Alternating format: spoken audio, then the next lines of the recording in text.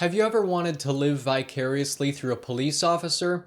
If you answered yes to that question, then now is your chance. Limited time offer only.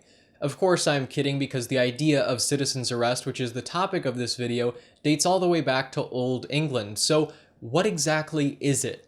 The concept means that you, as a private citizen, as an individual, have the right to assume the role of a law enforcement officer by detaining a criminal and then having the cop arrest them on your behalf. This is useful in many situations, which I'll talk about in just a minute. The idea of citizen's arrest, though, this concept is broken down into three different parts. First, you have misdemeanors, then felonies, and last, any quote-unquote breach of peace. As far as misdemeanors, yes, you have to actually witness this crime taking place to detain the person and warrantlessly prosecute them.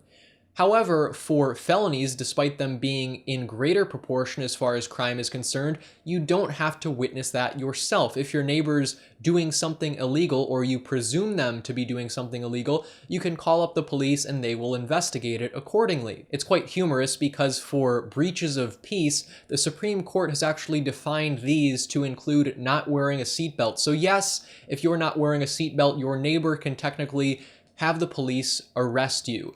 Do you think this would then turn society into a tattletale society, or do people just not have enough time? Let me know in the comments below. But moving on, one instance in which citizen's arrest is actually very useful entails shoplifting. Say someone's at Walmart, they steal something and they're on their way out, an employee can actually detain them until the police arrive. This is great, but the interesting part is that where does authority exactly come from? What if that thief just continues to run out the door? Sure, they can call the cops, but authority at the end of the day is only as effective as it is enforceable. And lastly, citizen's arrest for the average person is very risky because unlike police, how if they mistakenly accuse someone of committing a crime and arrest them, you can actually be prosecuted if you accuse someone wrongfully.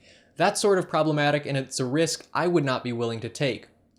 But let me know in the comments below, would you ever impose a citizen's arrest or put someone under citizen's arrest? Does citizen's arrest have the ability to supplant, potentially in the future, policing in general? Let me know in the comments below. Peace, love, and liberty. Andrew Demeter, signing out.